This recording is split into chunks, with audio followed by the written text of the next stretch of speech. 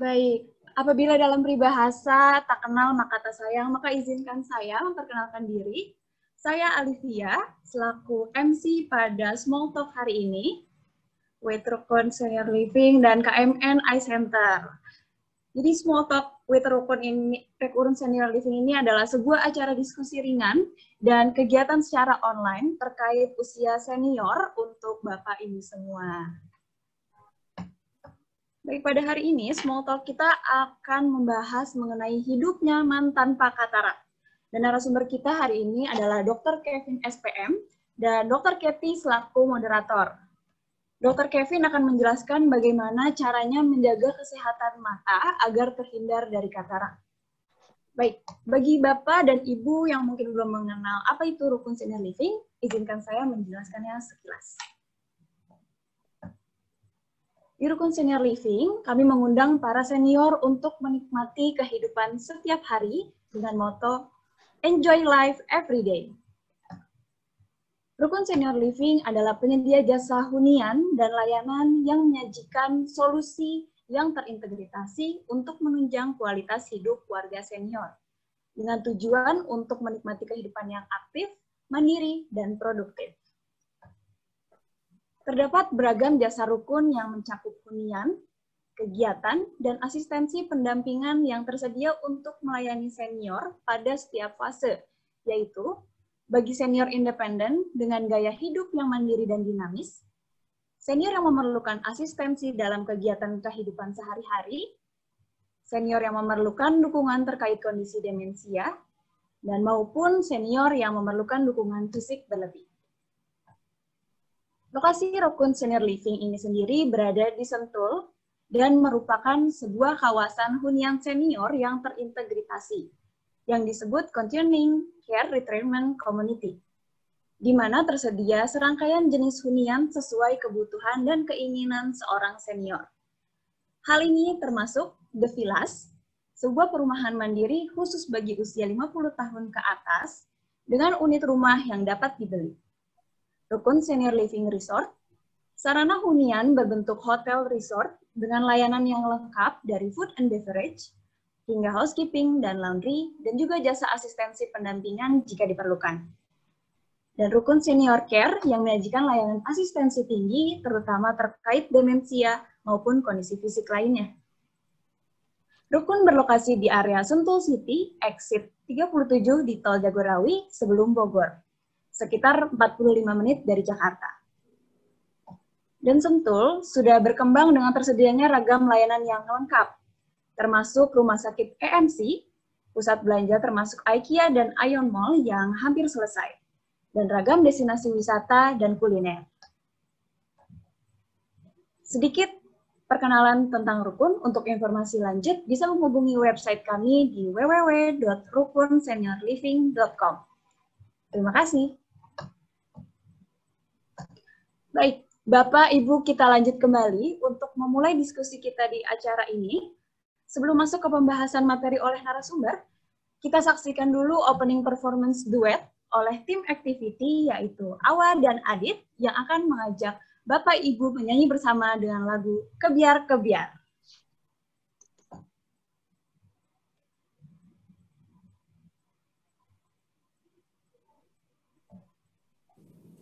Selamat pagi Bapak Ibu semua yang sedang berada di rumah. Kembali lagi dengan saya Awalia dan rekan saya Adit. Seperti biasa saya akan menyanyi karena kita masih di bulan Agustus, masih suasana kemerdekaan. Jadi kali ini saya akan menyanyikan sebuah lagu yang berjudul Kebiar Kebiar. Saya yakin Bapak Ibu di rumah tahu lagu ini. Nanti kita nyanyi sama-sama. Selamat menyaksikan.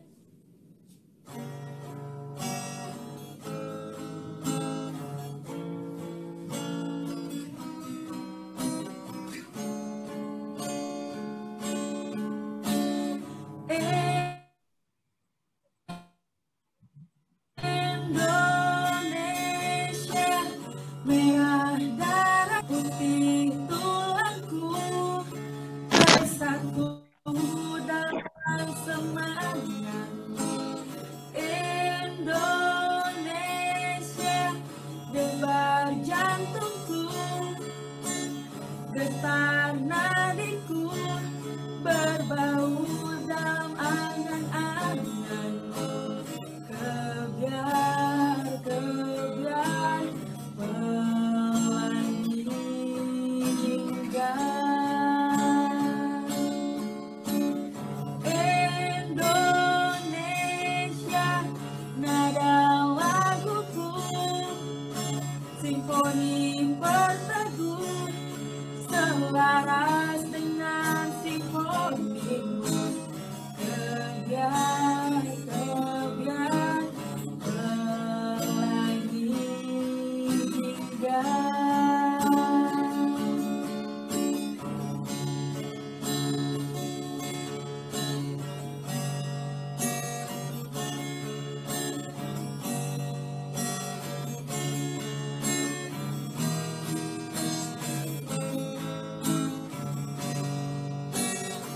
bersama-sama ya.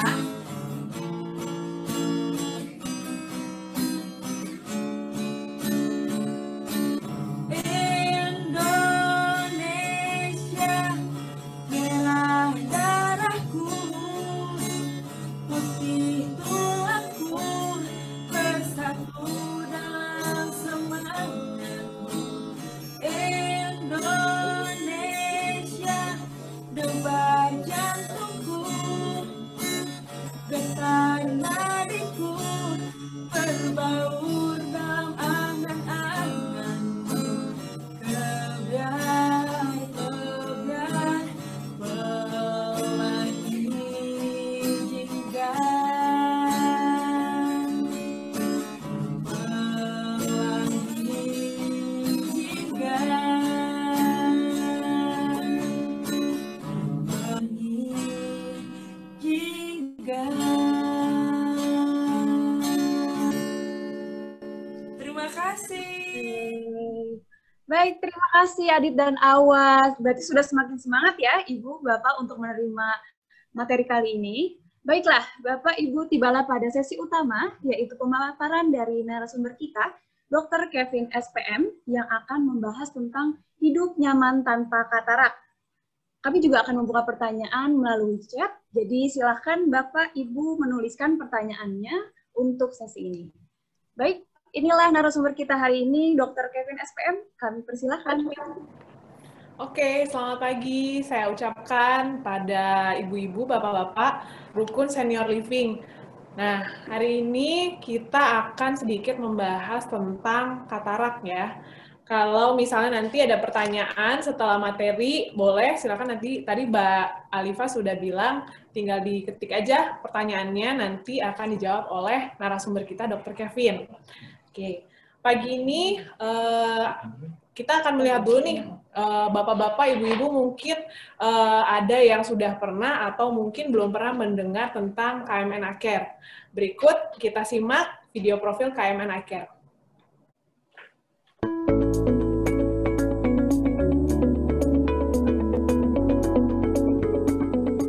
Selamat datang di KMN iCare. KMN iCare adalah sebuah fasilitas kesehatan mata yang sangat mengutamakan service quality dan medical outcome.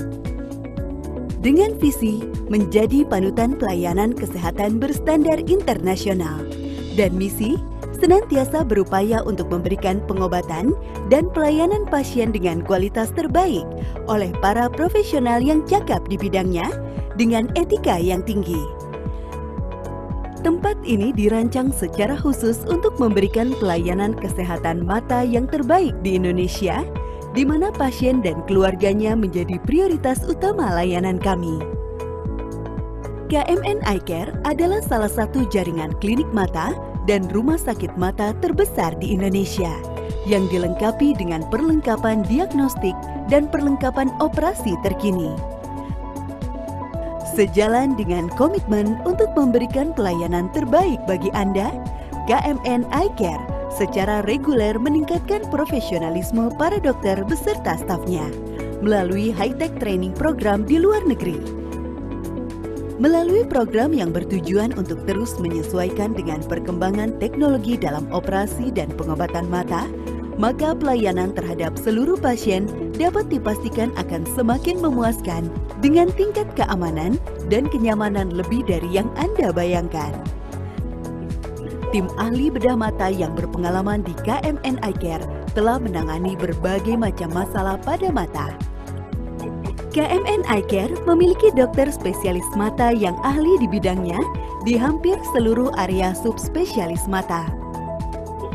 Dengan didukung oleh tim manajemen dan staf yang profesional serta dokter spesialis mata yang berpengalaman, kami siap melayani Anda.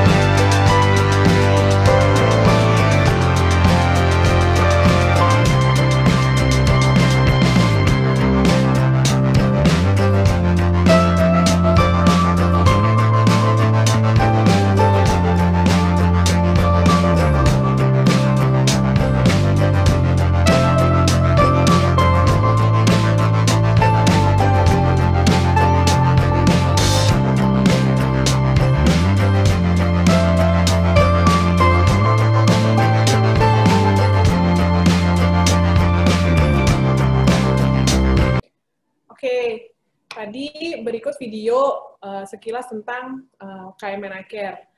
Nah, mungkin sedikit informasi untuk KMN Eye Care, kita mempunyai beberapa cabang. Ada yang cabang di Semarang, kemudian untuk cabang yang di Jakarta, kita ada di Jakarta Selatan, Lebak Bulus, Kemayoran, Pantai Indah Kapuk, dan Kebun Jeruk.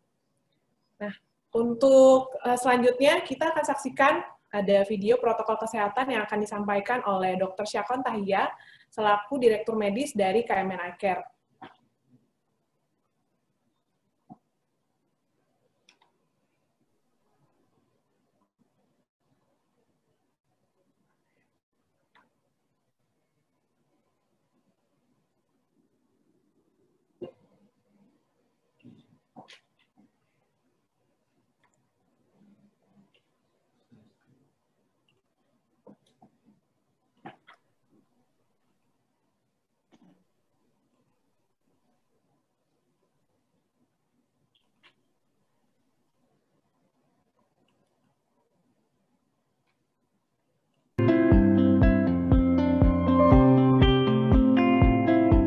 Nama saya Dr. Syakon Tahia. Saya adalah Direktur Medis dari KMN Eye Care atau Klinik Mata Nusantara. Sejak awal, keamanan dari pasien, dokter, dan staf merupakan prioritas kami. Semua pengunjung diwajibkan menggunakan masker. Sebelum masuk gedung, dilakukan pemeriksaan suhu dari semua pengunjung. Setelah itu, disediakan hand sanitizer untuk membersihkan tangan. Selanjutnya, dilakukan pengisian formulir untuk menanyakan hal-hal seperti demam, batuk, pilek, dan sebagainya. Kalau ada yang positif di antara itu, pasien diminta untuk menunda kedatangannya sampai sehat. Keselamatan Anda merupakan prioritas yang tertinggi bagi kami. Kami juga melakukan pengaturan ruang tunggu untuk menjaga physical distancing. Dan kami melakukan disinfektan di seluruh area KMN secara rutin. Di kamar praktek, hanya satu orang pengantar yang diperkenankan masuk di dalam ruang poli. Dilakukan pemeriksaan rapid test pada semua pasien yang akan menjalani operasi di KMN Eye Care. Semua tenaga medis yang melayani pasien wajib menggunakan APD atau alat pelindungan diri yang lengkap dan menggunakan masker N95 pada saat tindakan operasi. KMN Eye Care tidak bercampur dengan fasilitas kesehatan lainnya, sehingga pasien yang datang adalah pasien dengan penyakit mata saja.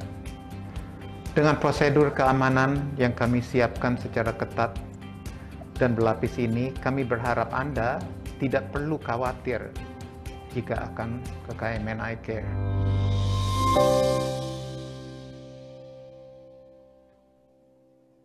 Ya, tadi sudah kita saksikan untuk protokol kesehatan jika bapak-bapak, ibu-ibu memeriksakan kesehatan matanya di klinik kami, di Klinik Mata Nusantara. Jadi tidak perlu khawatir kalau misalnya KMN bercampur dengan fasilitas kesehatan lainnya.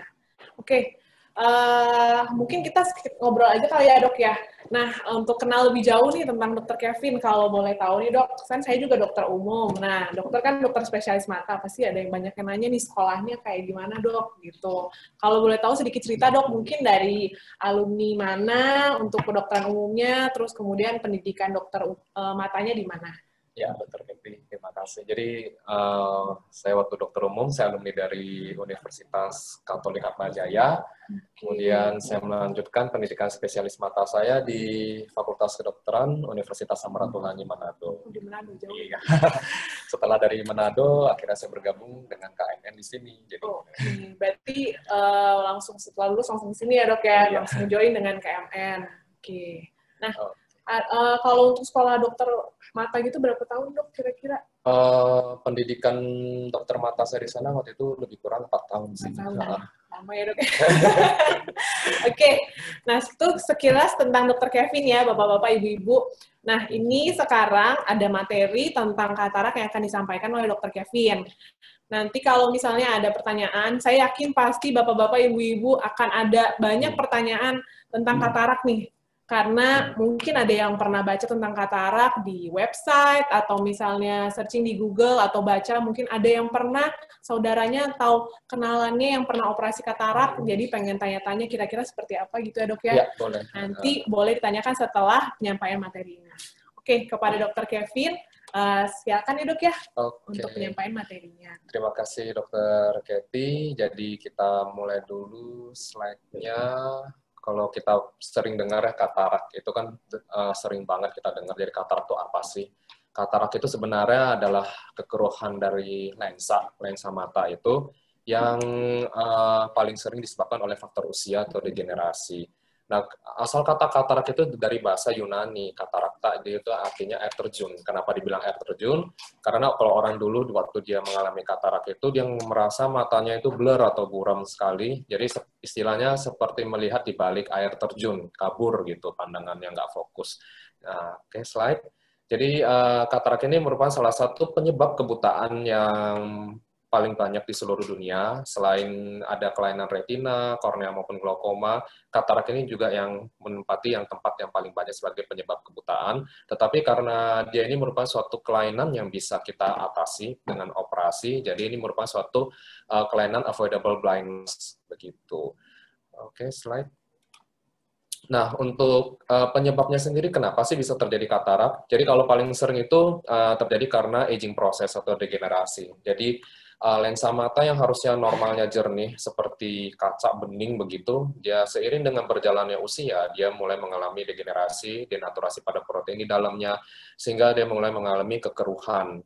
Nah, kekeruhannya ini akan semakin lama akan semakin keruh, sehingga makin lama pasien akan ngerasa makin kabur pandangannya.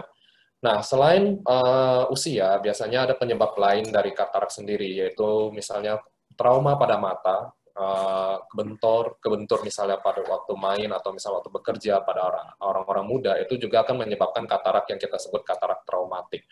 Lalu obat-obatan yang diminum rutin, misalnya pada pasien-pasien dengan penyakit autoimun yang diharuskan mengkonsumsi steroid dalam jangka panjang ataupun dia penyalahgunaan steroid, itu juga akan menyebabkan katarak lebih cepat muncul karena salah satu efek samping dari steroid adalah terjadinya katarak. Lalu pasien-pasien dengan miopia tinggi atau minus tinggi, itu juga biasanya lebih cepat muncul katarak dibandingkan dengan orang-orang yang normal.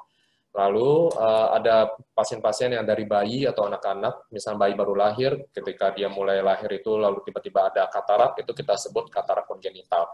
Nah, penyebab dari katarak kongenital ini juga macam-macam. Paling banyak itu idiopatik atau tidak diketahui penyebabnya. Lalu yang kedua tersering itu karena infeksi dari waktu dia masih di dalam janin. Contohnya infeksi rubella itu biasanya paketnya dia ada katarak kongenitalnya juga. Kemudian slide. Oke, kita lihat dulu di sini anatominya mata, strukturnya. Lensa mata itu letaknya di mana sih? Nah, lensa itu letaknya itu dia di belakang pupil. Kalau kita lihat di sini di tengah itu ada manik mata atau pupil. Di belakangnya itu ada struktur yang disebut lensa. Jadi kalau kita lihat di sini bola mata, di belakangnya ini ada lensa yang menggantung di tengah-tengah. Fungsinya apa? Fungsinya itu dia untuk meneruskan cahaya dari kornea untuk sampai di retina. Jadi bayangan yaitu harus jatuh tepat di retina dengan bantuan si kornea yang di depan yang bening itu dan lensa yang di belakangnya. Nah, selain itu, kalau misalnya kita ngeliat deket nih, bayangannya itu biasanya akan jatuh sedikit di belakang retina. Salah satu fungsi dari lensa itu adalah dia berakomodasi supaya ngatur fokus, supaya bayangannya jatuh pas di retina. Jadi otak kita itu bisa menerima impulsnya dan kita bisa menerima kesan kalau kita ngeliat dengan jelas gitu. Oke, slide. Kita bisa lihat analoginya di sini kalau mata itu kayak kamera. Jadi kalau di kamera itu ada lensa, nah mata kita juga ada lensa yang fungsinya sama buat nerusin cahaya dan mengatur fokus untuk bayangannya supaya jatuh tepat di retina. Jadi kita bisa ngelihat dengan jelas. Slide. Nah, di sini ada video singkat tentang proses katarak sendiri. Jadi kalau lensa mata di belakang itu harusnya dia jernih. Di sini ada kornea, lalu di belakangnya itu ada lensa yang pas di belakang pupil dan iris. Nah, lensa ini harusnya jernih supaya cahaya yang diteruskan dari kornea itu jatuh tepat di retina, tepatnya di makula atau di pusat penglihatan kita, supaya bayangan yang diterima oleh saraf mata ini diteruskan di otak. Jadi kita bisa menerima kesan kalau kita melihat dengan jelas. Kalau misalnya seiring dengan berjalannya usia, lensa ini biasanya akan mengalami denaturasi, degenerasi, dia mulai menjadi keruh. Nah, kekeruhan ini dia akan membuat cahaya itu dibiaskan tidak tepat di retina, jadi blur. Jadi pasien biasanya akan ngerasa matanya mulai blur, kalau ngebaca dekat meskipun udah pakai kacamata yang biasanya terang, tetap jadi gelap, tetap nggak fokus. Terus kalau ngelihat di tempat yang terang kok silau banget, atau di tempat gelap kalau ada lampu glare banget begitu. Oke, slide. Nah, di sini kita bisa lihat karena proses kekeruhan pada lensa ini atau katarak ini yang berjalan seiring berjalannya waktu, makin lama makin keruh. Biasanya pasien akan ngerasa penglihatannya makin lama makin blur karena gangguan dari pembiasan cahayanya sudah tidak tepat di retinanya. Di sini perbandingan yang normal sama yang kalau udah terjadi katarak. Kemudian slide. Lalu di sini juga penglihatan sensitivitas kontrasnya juga akan terganggu. Jadi kadang-kadang ada yang ngerasa kok kalau dia ngelihat warna yang misalkan ngelihat warna mawar nih, warna merah, kok dia biasanya ngelihat merah tuh ngejreng, bagus, tapi kenapa akhir-akhir ini kok kayaknya merahnya nggak terlalu bagus, kayak agak-agak nggak kontras. Nah, itu biasanya karena kekeruhannya, karena perubahan warna pada lensanya sendiri. Slide. Kemudian di sini kalau misalnya kita sebagai dokter mata memeriksa pasiennya sendiri, biasanya akan terlihat kalau lensa di belakang si pupilnya itu akan keruh sekali. Di sini kita bisa lihat ini adalah contoh dari pasien dengan katarak yang sudah sangat matang, atau kita istilah medisnya dibilang katarak matur. Jadi lensanya sudah keruh, saking keruhnya sudah seperti susu. Nah, ini sudah katarak yang sudah sangat matur sekali atau matang. Slide. Kemudian ini adalah contoh-contoh dari beberapa jenis katarak. Jadi lensa itu kan sebenarnya analoginya kalau kita bilang itu mirip kayak biji mangga gitu bentuknya. Jadi kalau dia ada depannya ada kulit arinya, di dalamnya itu ada intinya atau nukleusnya. Jadi kalau kekeruhannya sendiri tergantung dari lokasi dari si struktur lensanya. Kita bisa lihat gambar pertama itu dia sudah matur sekali, dan sini nukleusnya atau intinya yang sudah sangat matang atau keras dan keruh. Jadi di sini jadi warna kecoklatan. Kemudian ada juga katarak yang paling terakhir gambarnya ini kan ada kayak titik putih di tengah bercaknya, itu namanya katarak polus posterior atau cuma di bagian belakangnya aja yang mengalami kekeruhan. Nah, slide. Kemudian ada orang yang bilang mata saya kayak ada selaput gitu. Terus dibilang apakah ini katarak bukan ya? Nah, kalau kita lihat di sini, ini adalah dua keadaan mata yang merupakan suatu kelainan yang bukan katarak. Gambar pertama ini kita lihat kalau di bagian pinggir bola matanya itu ada seperti putih-putih yang mengelilingi kornea. Nah, itu bukanlah sebuah katarak, tapi sebuah kelainan yang disebut arcus senilis. Nah, arcus senilis ini terjadi murni karena usia, degenerasi juga, dan ini biasanya juga tidak diapa-apain sepanjang tidak mengganggu. Jadi ini bukanlah sebuah proses yang disebut katarak. Dan yang gambar kedua ini ada seperti selaput yang menutupi, yang kayak pembuluh darah begitu. Dia tumbuh dari pojok mata menutupi kornea. Nah, ini selaput yang merah-merah ini namanya pterygium. Nah, ini pterygium ini juga jangan salah, ini bukanlah sebuah kelainan katarak, ini sebuah kelainan dari selaput bola mata atau konjungtiva yang dia tumbuhnya berlebihan menutupi kornea. Biasanya kelainan pterygium ini terjadi pada orang-orang yang bekerja di bawah sinar ultraviolet yang berlebihan, misalnya petani, orang-orang yang suka berkebun atau nelayan, begitu. Jadi dia matanya mengalami iritasi dan konjungtivanya itu juga akhirnya mengalami predispose atau lebih gampang untuk terjadi pertumbuhan yang berlebihan, dia menutupi kornea. Dan ini juga kelainan ini bisa dilakukan operasi kecil untuk mengangkat selaputnya dan dilakukan graft supaya jangan sampai kambuh. Dan ini dua ini, arcus senilis dengan pterygium ini bukanlah kelainan katarak, jadi berbeda sama sekali. Oke, slide. Kemudian untuk pengobatannya sendiri, karena katarak ini adalah suatu proses degenerasi, proses aging proses yang berlangsung secara alami, hampir semua orang itu akan mengalami katarak ketika usianya semakin bertambah. Dan tidak ada pengobatan yang efektif kecuali dilakukan operasi katarak untuk dilakukan ekstraksi pada lensa atau diangkat kataraknya, lalu dilakukan penanaman lensa intraokuler buatan atau IOL supaya pasien bisa melihat dengan jelas kembali dengan harapan bisa melihat seperti sewaktu dia masih belum mengalami katarak. Selain. Kemudian untuk operasi katarak sendiri, sebenarnya kapan sih indikasi dilakukan operasi katarak? Jadi paradigmanya ini sudah berubah dari zaman dulu dibandingkan dengan sekarang, seiring dengan berkembangnya teknologi untuk operasi katarak. Untuk saat ini indikasi dilakukan operasi katarak itu tergantung pada kebutuhan pasien masing-masing. Jadi kalau misalnya dia merasa penglihatannya sudah mulai terganggu untuk kehidupan sehari-harinya, untuk aktivitas sehari-harinya sudah tidak nyaman, mengganggu sekali, misalnya dia suka sering naik turun tangga atau suka baca, suka menyulam, suka menjahit kok udah mengganggu banget, ya itu artinya sudah boleh dilakukan tindakan operasi katarak. Dan biasanya juga akan diperiksa oleh dokter matanya juga sebelum rencana itu, apakah matanya ini aman keadaannya untuk dilakukan operasi. Lalu tujuannya dilakukan operasi ini apa? Ya pertama itu yang pasti adalah rehabilitasi tajam penglihatan. Kita harapkan setelah operasi katarak, tajam penglihatannya bisa kembali lebih tajam dibandingkan waktu sebelum operasi.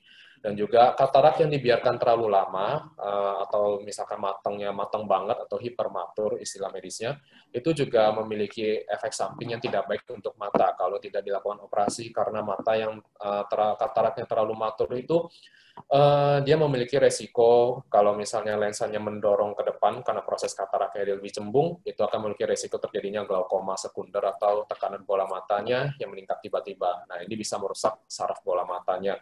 Dan juga kalau misalkan lensanya terjadi kebocoran isinya karena terlalu matang, itu juga akan memicu terjadinya peradangan yang cukup berat pada bola mata. Jadi jangan sampai dibiarkan terlalu lama karena ada dua resiko itu. Slide. Kemudian untuk teknik operasinya sendiri gimana sih? Nah, operasi katarak itu sekarang ini dibagi menjadi dua garis besar. Sebenarnya tekniknya ini sudah berkembang sejak ribuan tahun lalu. Yang pertama kali mulai concern untuk melakukan pengobatan katarak itu dari India, dan sampai akhirnya di Eropa, dan sampai sekarang ini perkembangannya ada dua macam teknik yang kita pakai. Yang pertama itu adalah teknik manual yang lebih lama. Nah, manual ini namanya ECCE, atau ini adalah kepanjangan kesingkatan dari extracapsular cataract extraction. Nah, ECCE ini biasanya itu dilakukan operasinya dengan bola matanya dilakukan insisi atau dilakukan lukanya itu lumayan lebar. Jadi lensanya dikeluarkan secara manual dan dilakukan penjahitannya itu lumayan banyak, 4-6 jahitan. Kemudian operasi yang cukup yang terakhir yang kita lakukan sekarang ini adalah vekoemulsifikasi atau kita singkat veko. Nah, veko ini bagaimana? Veko ini dia luka insisinya cuma 2-2,75 mili, lalu dilakukan penghancuran lensanya itu yang mengalami katarak dengan prop seperti ujung bolpen saja dengan gelombang ultrasound, dihancurkan, diisap keluar, lalu dilakukan penanaman lensa dan tidak ada penjahitan. Slide.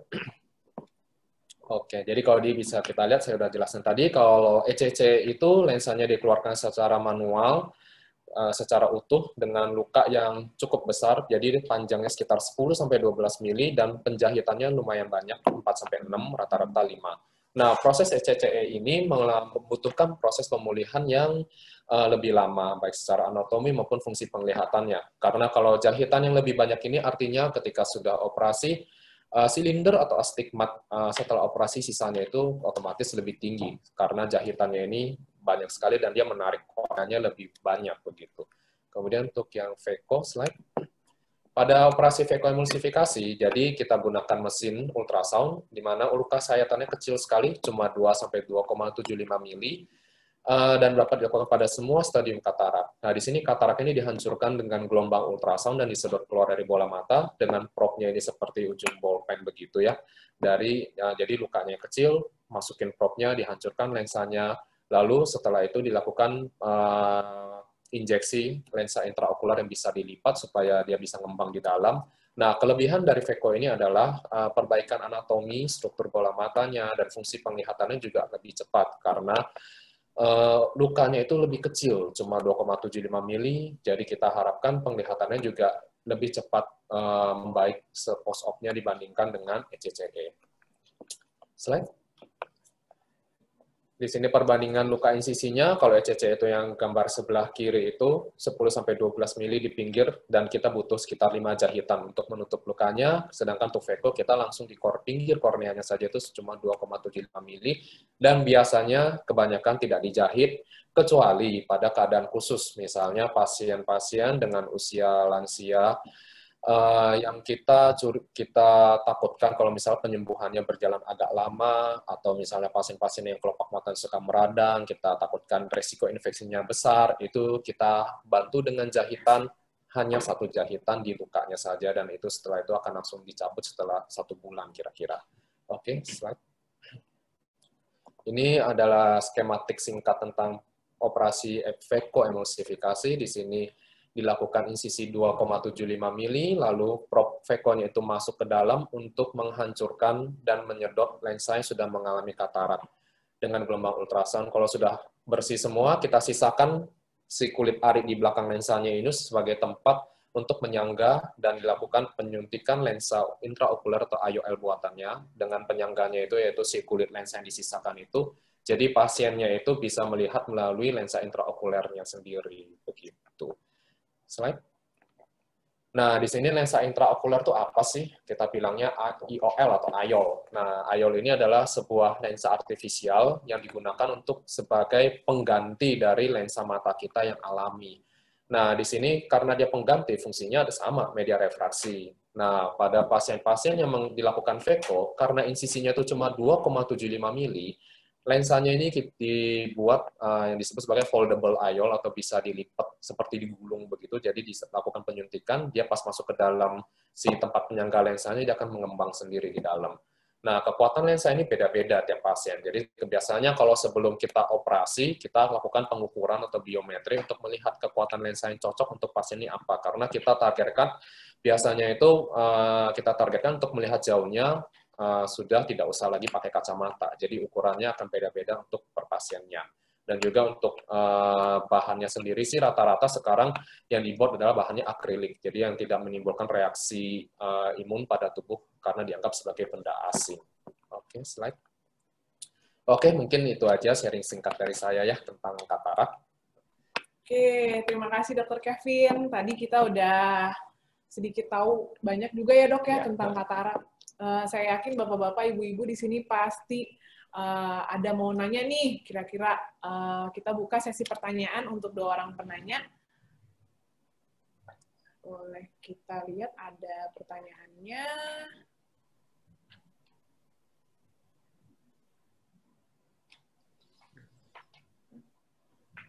Oke, sambil nunggu yang ada mau bertanya, mungkin saya mau nanya nih dok. Kan katarak itu sendiri hanya bisa hilang dengan operasi ya dok ya? Iya. Sampai Betul. sekarang ini. Nah kalau misalnya ada obat-obatan dok yang kayak misalnya dikasih nih dan katanya untuk menghilangkan, ini bisa hilang nih kataraknya pakai obat ini, itu benar nggak sih dok atau gimana? Sebenarnya kalau secara medis itu dia tidak benar ya, karena dia pure aging process lensa itu. Jadi kalau ada orang ngeklaim bilang obat tetes ini bisa ngilangin katarak, itu sebenarnya tidak terbukti secara medis. Jadi memang tidak ada pengobatan obat tetes ataupun obat minum yang terbukti secara medis itu, oh ini benar-benar nurunin katarak, itu nggak ada. Karena ini prosesnya adalah proses aging. Istilahnya itu mirip kayak rambut, kalau udah tua ya dia akan menjadi uban putih. Kulit kalau udah tua ya mulai keriput. Lensa kalau dia udah mulai aging ya dia akan katarak.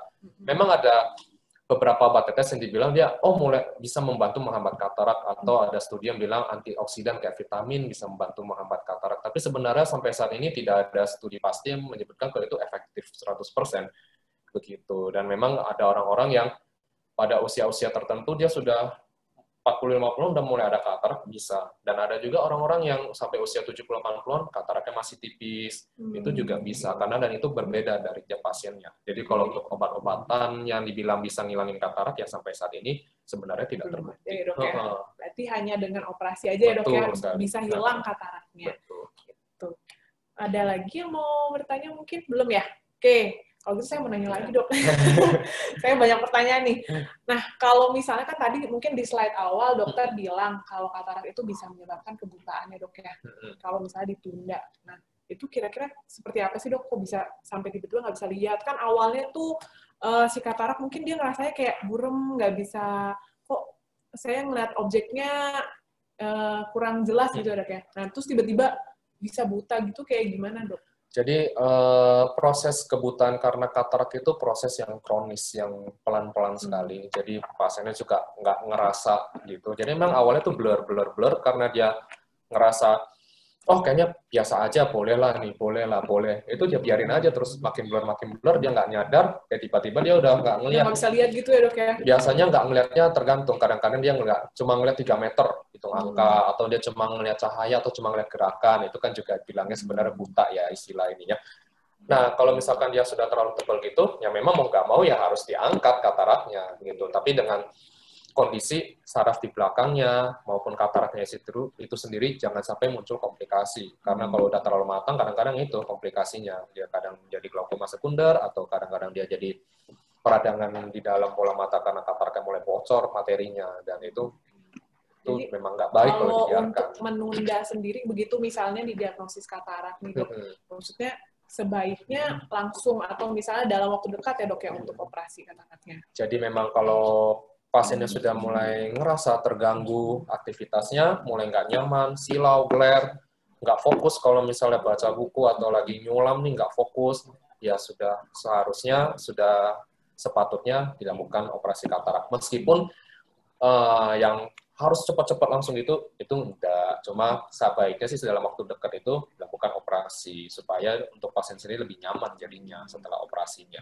Kalau misalnya operasinya lebih cepat juga, penyembuhannya biasanya juga lebih cepat. Betul sekali. Karena kalau katarak yang terlalu matang, yang kita lakukan operasi vekoemulsifikasi, itu otomatis lebih sulit. Karena katarak yang terlalu matang itu lensanya ini dia lebih keras. Kalau misalkan lensanya itu dia lebih keras, otomatis ketika kita lakukan veko, itu kita butuh power ultrasound yang lebih besar dibandingkan dengan katarak yang belum matang. Nah, kalau power ultrasound itu terlalu besar, nah resikonya adalah ketika setelah sembuh, korneanya kadang-kadang bisa terjadi pembengkakan sementara.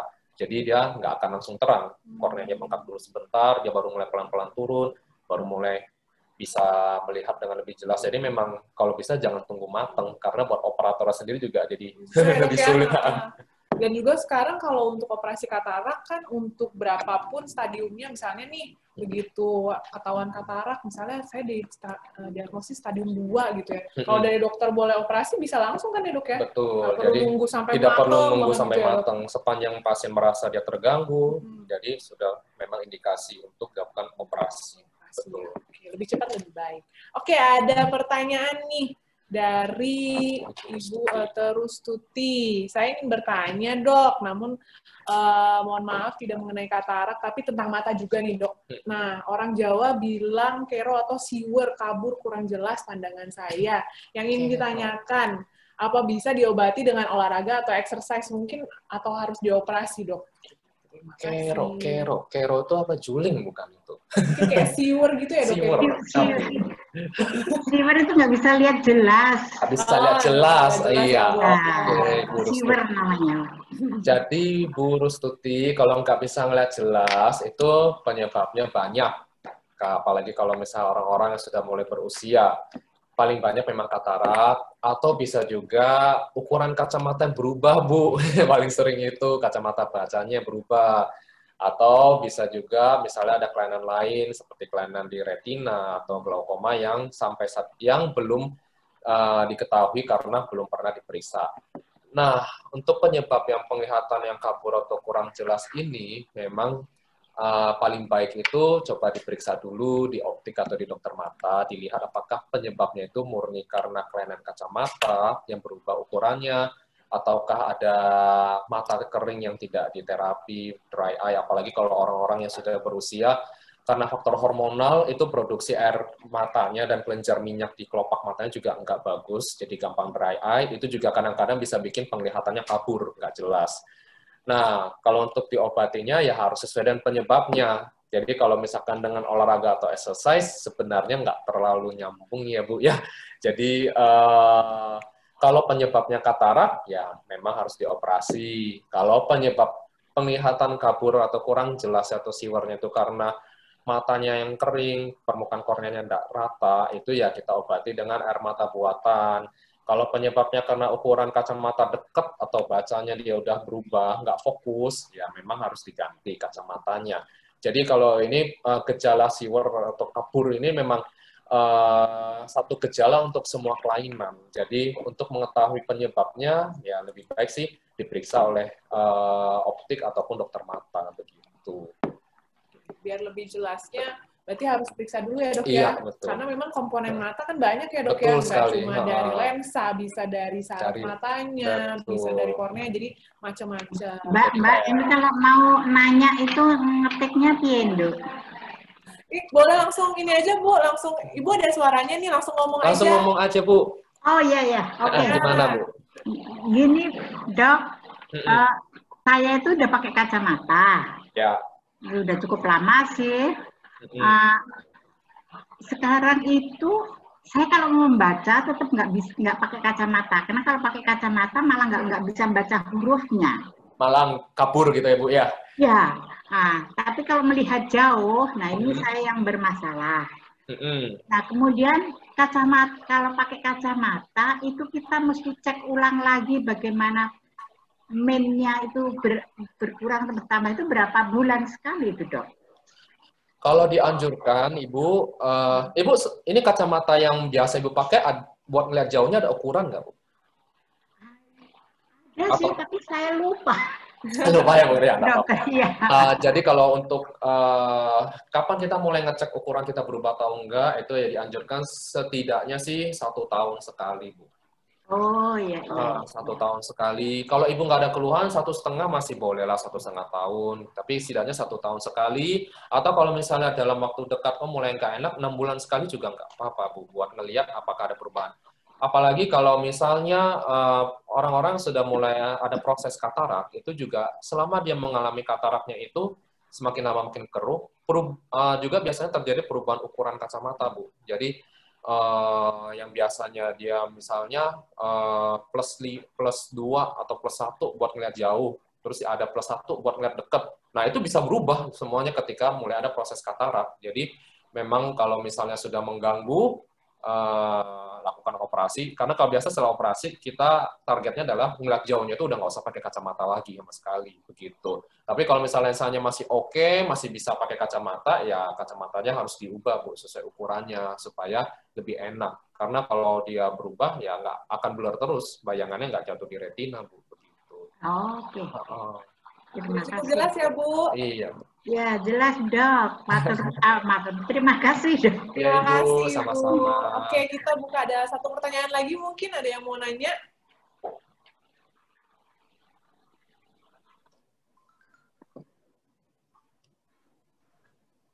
Oke, Mungkin Bu ya. kalau misalnya ya. Saya Oh iya, silakan Bapak. Selamat pagi. Ada 2 dok yang mau saya tanya. Pertama, apa yang bisa dilakukan untuk mencegah supaya katarak itu tidak timbul? Nah, yang kedua, bisa nggak ada pola hidup seperti apa yang baik dilakukan, ya? Atau makanan apa yang bisa membantu untuk pencegahan timbulnya katarak? Terima kasih. Oke, Prof. Santun, terima kasih atas pertanyaannya, Prof.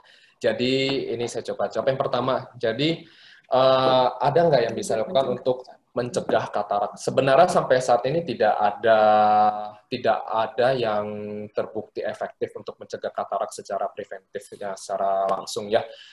Memang ada penelitian yang bilang kalau faktor resiko dari katarak yang lebih cepat muncul itu adalah sinar ultraviolet dari matahari. Jadi orang-orang yang nelayan, petani yang sering terpapar sinar matahari, itu secara teori lebih cepat muncul katarak. Karena lensa itu kalau kena sinar ultraviolet itu degenerasinya lebih cepat.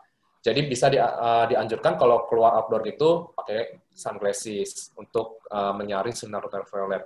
Tapi itu juga bukanlah suatu faktor pasti. Jadi ada juga orang yang nggak kena sinar ultraviolet, orang-orang yang kerja kantoran, yang biasanya indoor, tapi dia udah cepat muncul katarak juga. Jadi memang dia bukanlah suatu faktor pasti. Jadi kalau untuk mencegah munculnya secara absolut itu sebenarnya tidak ada, Prof. Karena lensa yang mengalami katarak itu pure degenerasi yang sampai sekarang tidak ada cara pencegahannya yang memang udah pasti. Oh, dengan pakai sunglasses nih pasti lebih lama kataraknya munculnya. Enggak juga. Ada juga yang memang gitu-gitu aja. Jadi memang sebenarnya tidak ada pencegahan. Jadi ya cuma hanya dilakukan observasi saja misalnya. Maksudnya kalau dia sudah mulai muncul mengganggu, ekstraksi. Tapi kalau sepanjang dia masih tipis, tidak mengganggu, ya sudah nggak apa-apa, kita observasi, kita biarkan. Untuk nutrisi atau makanan sendiri, apakah ada yang bisa memperlambat atau mencegah katarak? Antioksidan itu dikatakan di beberapa penelitian membantu untuk memperlambat onset. Tetapi ada juga penelitian lain yang mengatakan kalau itu sebenarnya tidak terlalu bermakna. Nah, antioksidan itu seperti vitamin C, zinc, vitamin E itu biasanya itu cukup membantu untuk pasien-pasien yang mengalami age-related macular degeneration atau AMD yang tipe dry, itu dia memang terbukti membantu memperlambat progresi. Tapi kalau untuk lensa sendiri sebenarnya juga nggak terlalu membantu. Jadi memang kalau untuk soal lensa, karena dia ini urusannya sudah ada di lensa, yang kita lakukan sebenarnya cuma observasi aja, begitu. Nah, pernah ada penelitian yang bilang, kalau orang-orang yang waktu kecilnya pernah mengalami malnutrisi, atau gizi kurang, atau gizi buruk, itu juga memang dia lebih cepat munculnya katarak. Karena ketika dia kecil, itu kan masa pertumbuhan dan perkembangan dia itu terganggu karena nutrisinya kurang, lensa matanya otomatis juga dia mulai mengalami degenerasi yang lebih cepat dibandingkan dengan orang-orang normal. Jadi mungkin saja usia 30-40-an dia udah mulai mengalami katarak, begitu. Atau juga orang-orang yang ada diabetes atau kencing manis, itu juga cenderung lebih cepat mengalami katarak, karena degenerasi dari lensanya lebih cepat. Kenapa? Karena orang yang diabetes itu, nutrisi ke lensanya itu juga lumayan jelek, dan juga penumpukan gula yang di dalam struktur bola mata dan seluruh tubuhnya itu sangat tidak bagus untuk lensanya sendiri. Jadi kalau misalnya untuk pencegahan absolutnya apa, sebenarnya nggak ada. Yang bisa kita lakukan itu ya palingan kita melakukan gaya hidup sehat atau healthy lifestyle. Jadi kalau misalkan kita ada diabetes, kita jaga gula darah kita, olahraga, jaga makan, begitu. Supaya menurunkan resiko resiko kataraknya muncul lebih cepat. Ya itu aja sih, Prof, yang bisa dilakukan. Tapi kalau untuk yang pencegahan secara preventif yang langsungnya itu sebenarnya tidak ada yang terbukti efektif. Karena ini karena pure degenerasi, jadi ya cuma bisa diobservasi saja sebenarnya, begitu. Sekarang penggunaan teknologi ini, terutama untuk anak-anak, sekarang kan semuanya sudah pakai komputer, ya, sudah pakai HP. Ada nggak pengaruhnya dengan dia lama bekerja dengan komputer atau dengan pakai HP itu terhadap kemungkinan katarak itu? Oke, baik, Prof. Jadi seiring dengan berkembangnya zaman, jadi banyak sekali gadget, komputer, HP, laptop itu kan kita bilangnya istilahnya dia menghasilkan blue light ya. Jadi orang-orang yang bekerja di depan blue light itu dan juga anak-anak memang sudah ada studinya untuk melihat efek blue light terhadap kesehatan mata. Sampai saat ini yang terbukti untuk menimbulkan efek blue light itu sebenarnya cuma dry eye dan eye strain atau mata lelah. Untuk efeknya jangka panjang terhadap lensa maupun retina yang di belakang ini sebenarnya belum ada buktinya sama sekali. Tidak ada bukti kalau blue light itu merusak retina ataupun mempercepat degenerasi lensa menjadi lebih cepat katarak, itu tidak ada buktinya sama sekali. Yang memang terbukti dari studi-studi itu biasanya cuma dry eye dan mata lelah.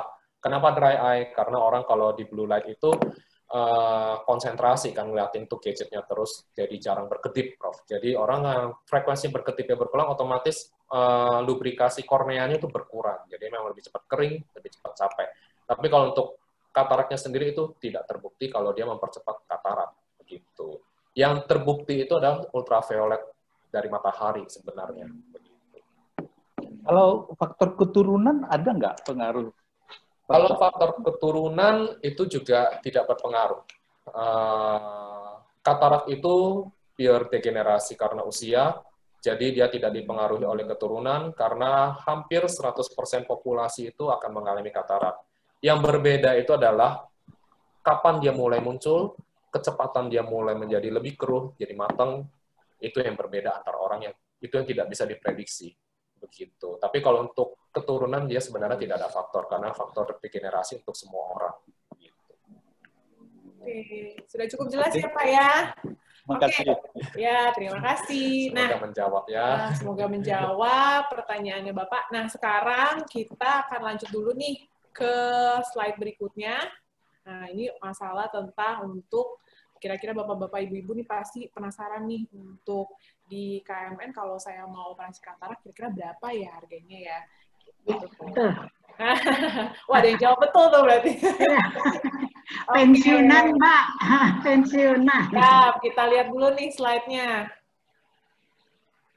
Oke, untuk hari ini saya akan mungkin menyampaikan sedikit ya tentang tarif katarak yang berlaku di KMN Eye Care. Nah, next. Nah, untuk operasi katarak, harga yang berlaku untuk sekarang adalah kita di lensa silver harganya 18,5 juta, dan ada lensa gold 21 juta. Nah, mungkin Bapak-Bapak, Ibu-Ibu bingung nih, apa ya lensa silver sama lensa gold nih bedanya apa? Nah, untuk lensa silver sendiri, itu adalah lensa intraokuler yang akan ditanamkan di mata. Dia sudah mencakup dengan fungsinya anti-UV. Jadi ada penahan sinar mataharinya. Jadi seperti lensa mata kita yang alami sekarang itu sudah ada UV filternya. Nah, di lensa silver ini sudah mencakup fungsi tersebut. Kemudian ada lensa gold. Nah, lensa gold itu bedanya apa sih sama silver? Dia sudah ada UV filter plus blue blocker. Mungkin tadi sudah disampaikan sama Dr. Kevin ya, anti blue light ya dok, dari gadget, dari sinar matahari. Nah, si blue blocker ini akan menghambat si sinar biru masuk ke dalam mata kita. Jadi ada dua fungsi, ada UV filter, penahan sinar matahari, sama ada blue blocker. Nah, untuk biaya paket operasi di atas itu belum termasuk dengan biaya persiapan operasi. Jadi sebelum operasi itu akan kita lakukan pemeriksaan secara menyeluruh. Nah, pemeriksaannya itu apa aja? Ada kita cek dari bagian mata paling depan sampai bagian mata paling belakang. Fungsinya untuk apa? Fungsinya adalah supaya kita tahu nih saat operasi nanti yang bermasalah berarti hanya lensanya. Kalau misalnya ada masalah lain di bagian matanya, nah itu juga bisa di-treat langsung supaya hasil operasi kataraknya maksimal. Gitu. Nah, untuk biaya operasi yang tadi saya sebutkan, untuk lensa silver dan gold, itu berlaku untuk satu mata. Dan belum termasuk biaya konsultasi dengan dokter, pemeriksaan awal, dan administrasi. Nah, untuk Bapak-Bapak, Ibu-Ibu, Rukun Senior Living hari ini, kita ada harga spesial atau harga khusus nih. Yang hari ini, Bapak-Bapak dan Ibu-Ibu sudah ikut, kita ada promo, yaitu potongan harga operasinya sebesar 20%. Nah, 20%-nya ini kita potong dari harga paket operasinya yang tadi saya infokan dari lensa silver, yang potongannya jadi kurang lebih 14.800.000. Nah, tadi kan 18.500.000 ya, kita potong 20%.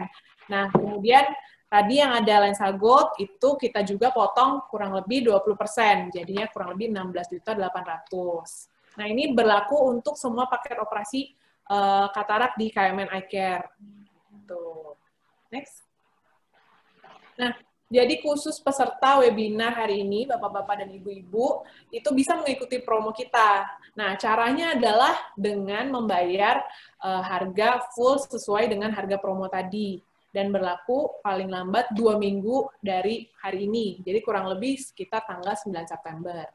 Nah, kalau misalnya mau ikut promo, terus mau bayar, terus bingung, wah KMN gimana caranya yang mau bayar ya? Nah, itu bisa melalui transfer ke rekening kami, gitu. Dan semua untuk promonya ini berlaku untuk dokter yang akan mengoperasi katarak di seluruh cabang KMN Eye Care, kecuali dengan dokter Syakon Tahia. Nah, kalau misalnya kan memang lagi pandemi nih ya, terus Bapak-Bapak, Ibu-Ibu mungkin ingin, saya pengen dapat promonya nih, tapi mungkin operasi mungkin nggak sekarang kali ya. Nah, jangan khawatir, untuk dengan membayarkan harga promo tadi, operasi kataraknya bisa dilakukan sampai maksimal 31 Maret 2021, jadi akhirnya tahun depan. Gitu. Dan operasi kataraknya dilakukan di KMN Eye Care yang beroperasi. Mungkin kalau dari rukun senior living paling deket kemana? Kemayoran berarti ya. Nah, berarti nanti operasinya di Kemayoran gitu. Dengan dokter Kevin bisa gitu. Dengan supaya semua dokter kita di sini bisa. Nah, oke, next. Nah, untuk syarat ketentuan yang kedua, nah promo ini kabar baiknya kita bisa gabungkan dengan promo cicilan BNI 0%. Jadi kalau mungkin saudaranya atau keluarganya ada yang punya BNI, bisa dengan pembayarannya cicilan 0%. Dan kemudian kita juga menerima cicilan kartu kredit 0%, tenor 3 bulan, dan bunga ringan tenor sampai 24 bulan. Itu dengan fasilitas Blibli in-store. Nah, Blibli in-store yang ini ada di klinik Mata Nusantara. Nah, kemudian biaya yang promo sudah dibayarkan itu akan hangus kalau misalnya pasien membatalkan sesuai dengan keinginan sendiri. Nah, tapi kalau misalnya nih sudah periksa kemudian sudah membayarkan harga promonya, tiba-tiba dari dokter menyatakan bahwa bapak-bapak atau ibu ternyata bukan kandidat katarak atau misalnya bukan katarak yang mesti bisa dioperasi nih karena alasan medis lainnya, artinya promonya bisa dikembalikan 100%, jadi jangan khawatir. Nah, untuk promo ini tidak berlaku untuk kondisi katarak dengan penyulit. Nah, ini kita bisa lihat kira-kira sebagai berikut. Jadi misalnya kalau kataraknya yang matur, atau misalnya yang kataraknya sudah ada katarak polaris, ada katarak traumatika, komplikata, ada komplikasi dengan glukoma, terus kemudian dengan penyulit lainnya ya, floppy iris, ada kelainan retina juga, dan minus tinggi. Nah, itu biasanya kita tidak bisa melakukan promo ini, karena memang untuk katarak seperti itu, kataraknya memang sulit. Tuh. Tapi makanya tadi, ya dok ya, kalau udah katarak sudah didiagnosis nih, lebih cepat, lebih baik ya dok ya, Betul untuk sekali. dioperasi, gitu, biar bisa dapat promonya juga. Oke, kira-kira, nah ini, apa sih yang bapak-bapak dan ibu dapatkan kalau misalnya operasi katarak di KMN Eye Care? Nah, seperti tadi saya sudah info, sebelum operasi itu kita akan melakukan pemeriksaan secara lengkap. Nah, jadi jangan khawatir kalau misalnya nanti, aduh saya mungkin ada diabetes atau apa, ada penyakit lainnya, itu kita bisa cek. Jadi nanti kita akan cek laboratorium, terus kemudian kita cek juga bagian mata dari depan sampai belakang untuk mengetahui kondisi mata bapak-bapak dan ibu-ibu. Lensa dan alat kesehatan yang kita gunakan di KMN Eye Care juga merupakan yang terbaik. Lensa yang kita gunakan itu ada namanya lensa Alcon dari USA atau Amerika Serikat. Kenapa kita menggunakan lensa itu? Karena memang lensa yang kita gunakan itu adalah memperkecil resiko komplikasi dari operasi katarak dan juga mempercepat proses penyembuhan, dan hasil operasi yang dilakukan juga pasti lebih optimal. Gitu. Dokter spesialis mata yang di KMN Eye Care juga terlatih dan perawat kita juga dididik secara khusus. Nah, kemudian nanti saat operasi, bapak-bapak dan ibu-ibu juga tidak perlu khawatir. Ada pendampingan dari dokter spesialis anestesi. Nah, dokter spesialis anestesi ini akan memantau tensi darah bapak-bapak dan ibu-ibu saat operasi. Jadi nggak usah khawatir kalau misalnya mungkin yang takut mau dioperasi gitu ya. Terus kemudian nanti ada follow up setelah operasinya. Dan itu akan memantau kondisi mata bapak-bapak dan ibu-ibu setelah pasca operasi. Gitu. Next. Nah, ini tadi ya yang saya sudah infokan. Ada pelunasan melalui Blibli in-store, itu kita ada cicilan dengan bunga 0% mendapat sampai 24 bulan juga. Nah, itu kita bisa lihat nih kira-kira, atau mungkin ada yang mau difoto, slide-nya boleh, tunjukkan ke keluarganya, biar bisa kasih tunjuk nih, kurang lebih kartu-kartu mana aja yang bisa digunakan promo tadi. Oke. Next. Oke. Ini Q&A sampai 11. Oke, kita mungkin ada buka pertanyaan lagi ya dok ya. Ternyata ada yang nanya lagi nih. Oke, dari Pak Syam. Paket gizi apa aja yang bisa membantu kesehatan mata anak di masa belajar online sekarang dok? Generik atau non-generik? Tadi mungkin dokter udah info ya. Kan memang sekarang lagi banyak online. Online. Jadi kalau buat anak ini sebenarnya tidak ada paket gizi khusus ya. Jadi yang penting itu kalau misalnya lagi di gadget atau di monitor itu, yang penting tiap 20 menit istirahat 20 detik. Itu yang penting sih. Kalau misalkan selain itu tidak ada makanan atau obat-obatan khusus. Jadi kalau misalnya kita anak-anak ini lagi belajar online, tiap 20 menit istirahat 20 detik, lihat jauh. Terus kalau misalkan matanya kering, bisa dibantu ditetesin air mata buatan atau pelembab. Tapi nggak ada gizi khusus, ada vitamin khusus begitu untuk anak-anak, nggak ada sih. Yang penting istirahat tiap 20 menit. Jadi 20-20-20 rule. Tiap 20 menit istirahat 20 detik, lihat jauh 20 kaki atau 6 meter ke depan, lalu lanjut kerja lagi. Begitu. Jadi lebih ke ini ya dok ya, cara ya, betul, maksudnya lifestyle-nya ya dok ya, kalau habitnya jadi kita. good habit begitu. Oke. Nah, ini ada pertanyaan lagi nih dari Ibu Wirda. Namun tentang mata juga nih dok, mata saya sering berair, itu kenapa ya dok ya? Apa bisa mengacu ke katarak, bahaya atau tidak? Oke, Bu Wirda, mata berair. Kalau misalnya umurnya Ibu udah umur menopause, itu biasanya paling sering itu dry eye. Jadi kalau dry eye itu memang gejalanya malah mata berair. Kenapa mata berair? Karena kalau usia-usia menopause pada wanita itu hormonal, pengaruh faktor hormonal, jadi produksi kelenjar minyak di kelopak matanya mulai turun, air matanya kualitasnya jadi nggak terlalu bagus, jadi akhirnya gampang nguap, apalagi tambah dengan lingkungannya, misalnya lingkungan ber-AC gitu. Terus kalau dia gampang nguap, akhirnya kelenjar air mata itu berkompensasi. Keluarin air terus, jadi akhirnya berair. Jadi kalau untuk apakah bisa mengacu ke katarak, kemungkinannya agak kecil kalau gejala mata berair untuk mengacu ke katarak ya. Jadi ini lebih ke dry eye. Nah, dry eye syndrome-nya apakah bahaya? Tidak. Tapi mengganggu kenyamanan iya. Jadi bisa dibantu dengan kompres hangat tiap pagi dan malam supaya membantu kelenjar minyaknya lebih lancar, lalu bisa dibantu dengan air mata buatan minimal 4 kali sehari lah, 1 tetes gitu. Oke. Jadi memang enggak semua mengacu ke katarak ya dok ya, betul. Tapi bisa jadi katarak juga ya dok ya. Betul. Oke, mungkin satu pertanyaan lagi ada? Sudah ya? Oke. Nah, sesi tanya jawabnya sudah, berarti. Nah, terima kasih banyak ya Dokter Kevin. Kita hari ini dapat banyak informasi nih tentang katarak ya dok ya. Semoga kita semua bisa mendapatkan informasi yang lebih jelas tentang katarak. Boleh di-share ke keluarganya, ke kenalannya, atau teman-temannya yang hari ini yang sudah didapatkan. Terima kasih. Silakan kita balikan ke Ibu Alfia ya. Baik, terima kasih Dr. Kevin dan Dr. Katy atas informasinya.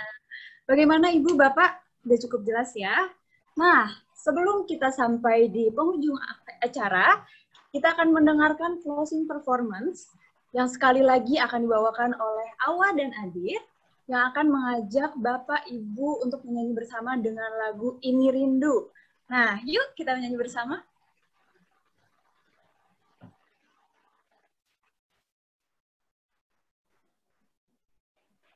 Baik Bapak Ibu semua, kembali lagi dengan saya Awalia Irhamna dan ini teman saya Aditya Gumai. Bukan Aditya Gumai, maaf, Adit aja.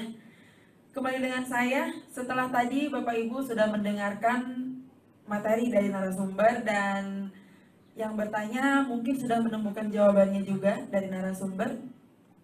Sekarang saya akan menyanyikan ini lagu terakhir di acara Small Talk kita di hari ini yang judulnya Ini Rindu. Kenapa saya menyanyikan lagu Ini Rindu? Biar kita selalu rindu untuk mengadakan acara-acara seperti ini, biar Bapak Ibu di rumah tetap semangat, tetap ada kegiatan ya. Oke, selamat mendengarkan, nyanyi bareng, kita nyanyi sama-sama. Saya yakin Bapak Ibu semua tahu lagu ini karena lagu ini sangat populer sekali pada zamannya. Jadi Bapak Ibu pasti tahu ya. Kita nyanyi sama-sama, oke? Musik!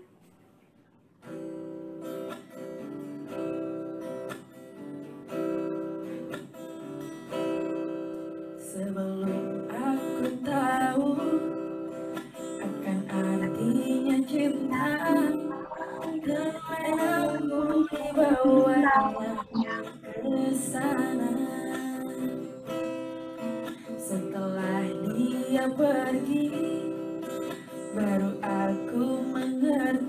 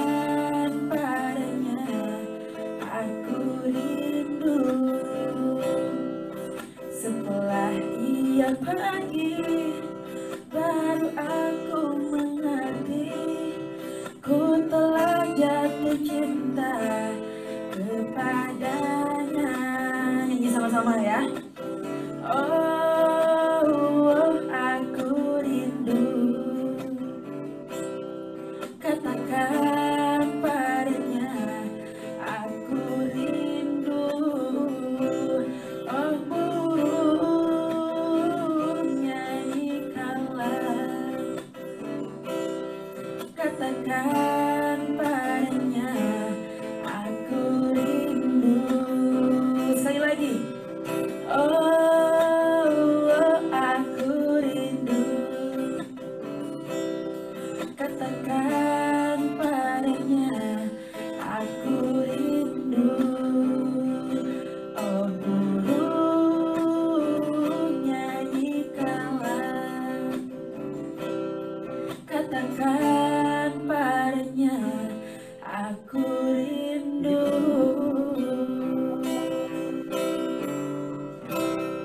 Terima kasih. Sampai jumpa di Small Talk berikutnya.